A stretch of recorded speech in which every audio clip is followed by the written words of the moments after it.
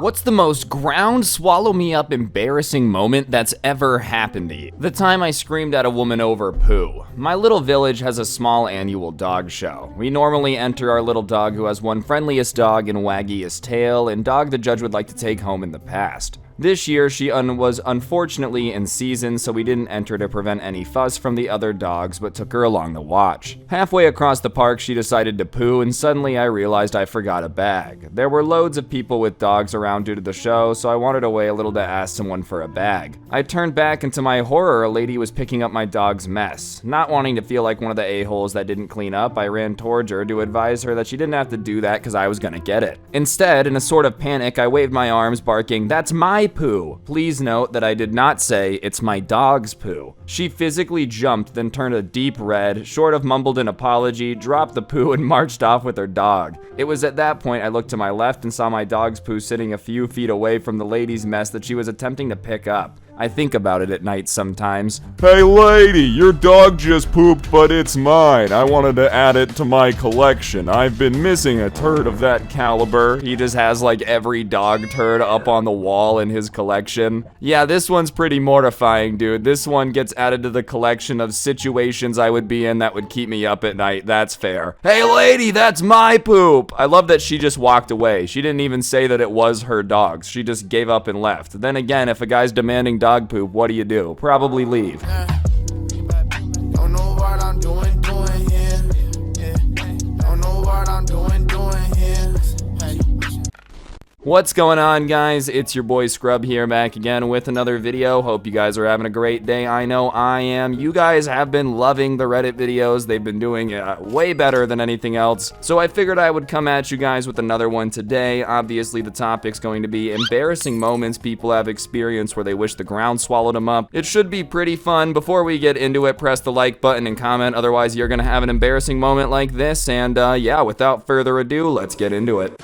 When I was younger, I grew my hair out longer and didn't really do anything with it. And because of this in my name, I would get mistaken for a girl when people would first meet me or see me at public spaces. One time, my family and I went out to lunch when I was maybe 8. We go to this local place somewhere that we haven't been before though. At one point, I have to go use the bathroom, ask my dad where it was, and he points and we're pretty close. I go wait outside of it. It was a single person bathroom, and after about 30 seconds, some big old guy in his 50s comes up, stands behind me in line. A few seconds later, he taps me on the shoulder and says, "This is the boys' bathroom, the girls' is over there." My dad saw this and heard him and had to tell him that I was a guy. I wanted to die. Honestly, you know, I'm gonna switcheroo this one. I feel like this one's way more embarrassing for the old man to go like and try to correct the line that this stranger is standing in for the bathroom and get it wrong. Hey bro, people have long hair, it just is what it is. I don't really feel like it matters much. It's way worse to try to correct a stranger and be wrong. In my opinion, though, that old man should be the one curdling from embarrassment.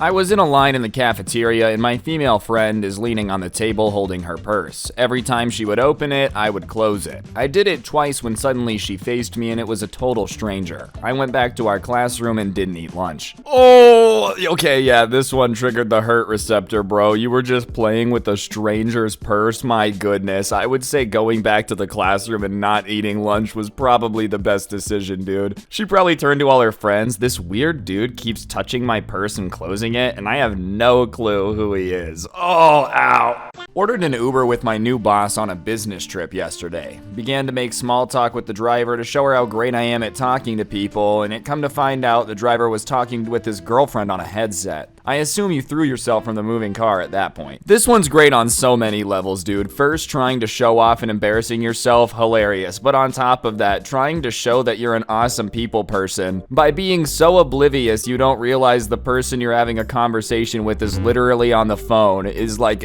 next level, bro. Yeah, I tried to show off I'm great at talking to people by being oblivious to the giant Bluetooth device in the driver's ear. I was 13 and my family and I were on a skiing holiday. My parents had decided to sign me up for lessons so that my dad could get some good skiing in and my mom and sister could relax and drink hot chocolate. My sister had broken her wrist a few weeks prior to leaving and my mom's not a winter sports fan. I had been throwing myself down mountain slopes with about as much grace as a brick, with the tutor occasionally griping about said demeanor, and was exhausted. We had time for one more run, so we all waddled over to the T-bar machine. This imaginatively named device is a so-called metal bar shaped like an upside-down T that hooks below your butt and drags you upwards, so you're not constantly climbing for 10 minutes, skiing back down in a few seconds. Somehow, though, my jacket got caught on the bar, which knocked me to the ground. This is not the embarrassing part. It then dragged me along the snow, past where I was supposed to ski off, and carried along a very icy patch towards the mountain where it could turn back. Still not the embarrassing part. The embarrassing part was when the rough ice dragging me somehow managed to pull down the ski pants, thermals, and underwear, exposing my bare buns to the entire slope of people and giving me a nasty ice/friction burn all the way down my thigh. And the entire time I was screaming to get somebody to turn off the machine, and everyone saw. I was helped up and off the ice and skied down to the bigger lift to take me back to the hotel, and I cried the whole way. The real kicker was getting back, telling the family my story while sobbing through my wounded buns and pride, and having my dad and sister howl with laughter while my mom desperately tried to comfort me. Alright, so far I feel like a lot of the other ones have just been kind of embarrassing moments that you would cringe at for a while, but this one is like next level out of a sitcom embarrassing situation. The amount of things that had to go wrong to end up in this situation is absolutely flabbergasting, dude. And on top of it, just like screaming for people to turn off the machine, which in turn attracts more attention to just the debacle going on. Oh man, this is literally something out of a movie or sitcom. I did not expect this to happen in reality. My birthday party. I was about 15 years old, and the kid knocks on the door, and when I answered, the kid's tooth was green from rot. It was a temporary cap, something, regardless, bright green. I just stared at him, and he said hi, and I said, tooth. I'm pretty sure we were both humiliated and we did not retain the friendship. I think this is literally everyone's worst fear, bro. Everyone's been talking to somebody that has like something gross in their teeth or like, you know, a green tooth, and you're just looking at it like, please don't say anything, please don't say anything, like in your mind, you know? The only difference is usually you get out of the conversation without mentioning it, dude. You usually don't open up with tooth. Oh, no one's gonna judge you for noticing it, but saying something, yeah, that's pretty embarrassing, man. I used to wait tables. During a busy Sunday post-church lunch rush, I had to make a sundae for a table in the very back corner of the restaurant. I get to the table and the entire party starts laughing. I'm standing there holding the sundae, super confused. I look down and realize that somehow I had managed to get a large amount of whipped cream directly onto my crotch while preparing the sundae. Nowhere else on me, just there. All I could do was put the sundae down, say oh gosh, and speed walk through the entire restaurant to clean myself up. Yeah, I feel like at that point you just have to quit the job too, dude. Obviously an unfortunate accident. That being said, this is the universe's way of telling you that like maybe being a waiter really isn't for you, you know? At least the family was cool about it and giggled. There's something about messing up at work that makes it worse, dude. Like whenever I would make a mistake when I worked at the grocery store and somebody saw, like the shame I would feel was next level embarrassment.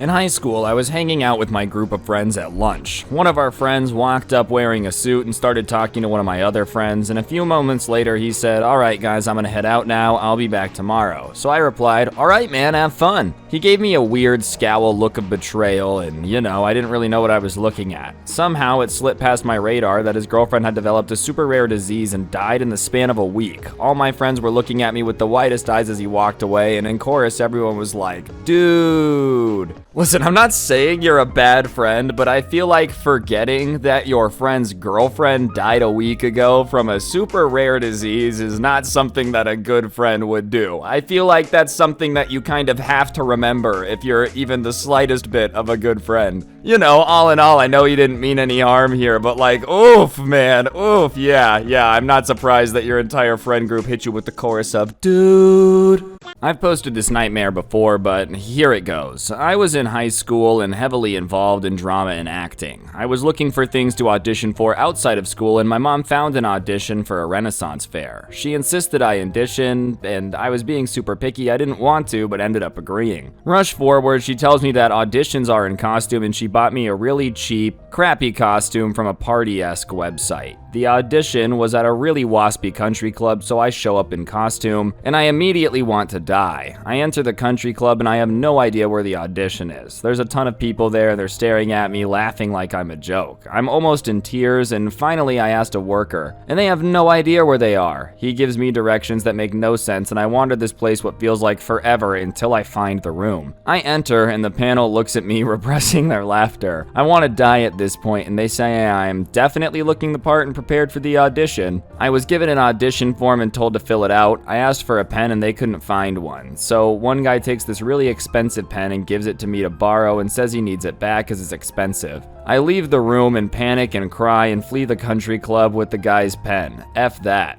TLDR, I showed up to a Renaissance fair in cheap, crappy costume and got laughed at and stole a dude's pen. The worst part is, the audition was not in costume. I was waiting to go in with 3 other actors who were not in costume. Cringe. I feel like parents are supposed to set you up for success, and your mom did you incredibly dirty by telling you that you needed to be in costume for the audition, dude. Imagine walking through some like bougie country club dressed up like a Party City pirate. Oh man, the secondhand cringe is real. The one benefit you get from this story though is that like it's not on you. Yeah, embarrassing, horrible to think about, I'm sure, but it was like not like your idea to dress up like a pirate and go there, at least. When I was a teenager, I was a volunteer at a triathlon, and my job was to write athlete's number on both legs and arms with Sharpie. So here came a man, and I marked one leg, the other one, do his first arm and turn and ask him for the other, and he said, which was true, I only have one arm. I'm not really observant. Oh man, oh dude, these are starting to get a little bit soul crushing. I feel like Mario when he's trying to get across something and those giant stone things fall from the sky. Like that one hurt my inner workings, dude.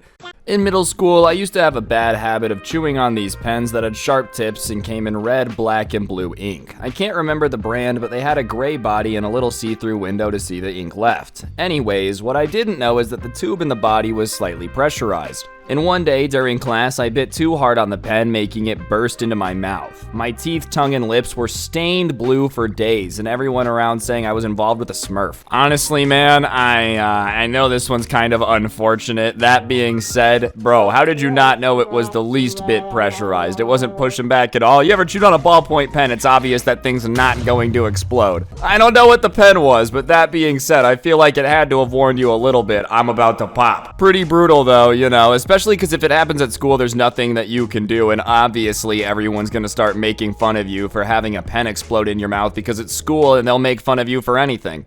I ran into an old coworker at McDonald's. Our 10 years had overlapped by about a month, and that was several years ago. But he recognized me and called me over to his friend and told them this is the nicest guy I've ever met. In the next 3 minutes, I called him by the wrong name, asked him how he liked the job he never worked at, and it was pretty clear that I hardly remembered him. It was so embarrassing, and I was so embarrassed that I got my McDonald's and go to eat in the car. I'm halfway through my burger when him and his friends walk up and get into the car directly facing mine. We made awkward eye contact while I had my food in my hand, and they drove off. Well, if there's one bright side to this story, he's definitely not gonna call you the nicest guy he ever met again. I mean, I don't know, dude. If you only worked for the guy with the month, I don't know why you would, like, magically remember him. Obviously, he remembered you. He thinks you're basically the equivalent of Buddha, but, you know, he was only just a dude you worked with for a month. The fact that they were parked in the car across from you, though, is basically the cosmic way of adding insult to injury, though. We know you're trying to avoid him. We're gonna make sure you have to see him one more time.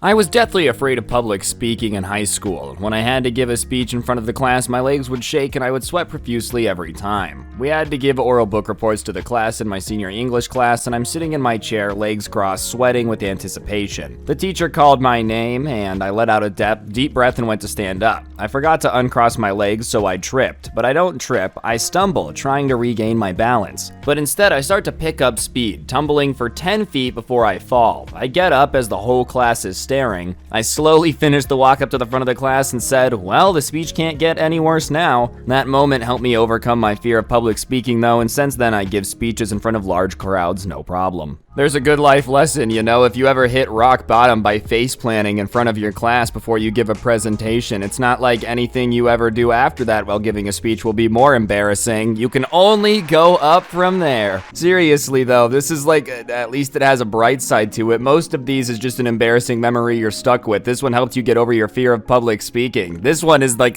one of the only ones that ended up with a superpower because of the embarrassing moment. I was sleeping over at a girlfriend's house, and in the middle of the night I needed to pee. So I got up, went about my business, and went back to bed. In the morning, I woke up to a slender Burmese man. I was extremely confused and look in the doorway and see my girlfriend standing there signaling me out. TLDR, I accidentally slept with my girlfriend's dad. You just gotta be very grateful that, like, you were the person that woke up and noticed that and not the other way around. You know, you were able to put two and two together. He would have just woken up to a complete stranger in his bed and probably freaked out, rightfully so. Imagine you go to bed alone, you wake up to just some dude in your bed because he hopped into bed with you after he peed. That would be the most horrifying thing ever, man. You should just be very grateful that you did not end up waking him up. When I was in the Navy, I was standing watch in the engine room one day, or night, I don't remember. I was on a submarine and you end up kinda losing track of time. Anyways, it was during a workup for a reactor safety exam, so all the engineering department was tired from running drills during their off hours when they'd usually be sleeping. About halfway through my 6-hour watch, I had to poop, but I didn't want to wake someone to watch my stand while I pooped, so I held it in like a boss for 3 hours. Until my relief came. By the time I was screaming down the P-way to the watertight hatch, I had to go so bad I was almost puking. But the watertight hatch that separates the engine room from the forward compartment is 2 feet off the ground, too high for me to just bend my legs at the knees and scoot through. My anal clench is the only thing holding back this fecal maelstrom, so I undog the hatch. It's a big mechanism and takes a few seconds to open, and lift one leg to get through it. And at that moment, my colon unloads with a fury unmatched. Tube 1 had been launched, and the charge is currently running out of my boxers, out the leg of my coveralls, and onto the deck, and rolling inches to the horrified gaze of the rest of my watch team standing behind me. Through a strange mixture of embarrassment, shame, and nausea from having to poop so bad, I can't manage to say anything except oopsies. Luckily, I'm an engineer, so I have a rag in my back pocket, and I go to scoop it up, bending over, straight-legged, cheeks hugging like high school sweethearts. I walk through the hatch with poop in hand and head forward. The first room you hit when you head forward is the mess where most of the crew who is awake and not on watch hangs out, watches movies, play games, etc. Right now, it's full of off-going watchstanders having whatever meal is being served. I go to toss the rag in the trash, and one of my buddies who watched the whole thing unfold is standing there and shouts, "Hey Mikey, what are you doing? You can't throw poop in the trash," which is actually true. We compact all of our trash and jettison it, so anything that has liquid in it can't be compacted or it'll ooze out the side of the compactor and possibly squirt the poor kid that has to operate the machine. So I'm standing there, poop in my hand, half the crew there chewing on chicken, staring at me in my bundle of joy, and that was the most embarrassing thing I think I've ever had to endure. I don't even know what to say about that one other than the fact that I'm very glad that I don't work on a submarine, because my goodness, that sounds mortifying. I just also love the idea of him standing mid-kitchen, poop in hand in a rag, just being like, what do I do? Because what do you do in that situation? 20,000 leagues under the sea with a poop malfunction. 3rd grade show and tell. A classmate had brought a frog in for show and tell, and people were allowed to hold it if they wanted to. I thought I was really cool for being the only girl that was willing to do so. So I got the frog into my hands and then said, "Aw, how?" And that's when the frog jumped into my mouth. It was humiliation incarnate. Alright, definitely not as bad as having to hold poop in a submarine, though. I mean, pretty rough, but all things considered, frogs are gonna do frog things like jump on people, you know. Hey, that one probably pretty smooth recovery. I'm guessing not a lot of people thought you were dumb for that. Especially because you still were the only person to hold the frog. You gotta give yourself credit. I went to the arcade with my significant other and his buddy. We ended up winning around 5,000 or 6,000 tickets and spent about $60 doing it. We were having an absolute blast. Meanwhile, a mutual acquaintance of mine and my significant other came up to us, and it was her son's birthday. This lady is usually very rude to us though, and she owes my business money, so I'm not very fond of her. She mentions that her son wants the disco ball prize, and I didn't give it a second thought until we went to cash in our tickets. I bought that damn disco ball and showed it to her on my way out. I can't believe I made a kid cry, but we did end up getting the check from her 2 weeks later. Alright, I mean, I'm not gonna lie, obviously this one's brutal because you just totally dunked on this kid's dream of getting his favorite Chuck E. Cheese prize. That being said though, his mom shouldn't have owed your business money, you know what I mean? Like, if you owe somebody a bunch of money, then you walk up to him and you're like, man, my kid would love that disco ball. You can't be surprised when they go get the disco ball and then are like, Yeah, you wish you had this, where's my money? Anyways, guys, I think that's gonna do it for the video. Hopefully you enjoyed. If you did, go ahead and leave a comment down below of something embarrassing that's happened to you. You know, just helps the video do better and I'd appreciate it. But on top of it, press the like button, comment, and subscribe if you're new. Turn on notifications. If you really want to help me out, I'll put a link to the intro song down below, along with a link to my podcast, The Scuffed Cast, or of course, you could use code Scrubby at the G Fuel checkout. Other than that, I also am gonna go ahead and put a a link to the merch down below. It's pretty fantastic, might be the coolest merch to ever exist in the history of the planet, so be sure to go check that out. You know, it's pretty awesome. On that note though, guys, that's gonna do it for the video. Like I said, like, comment, subscribe, I'd appreciate it, and don't get anyone pregnant. If you do, make sure they're hot, and I will talk to each and every one of you guys next time with another video. I'm out. Peace.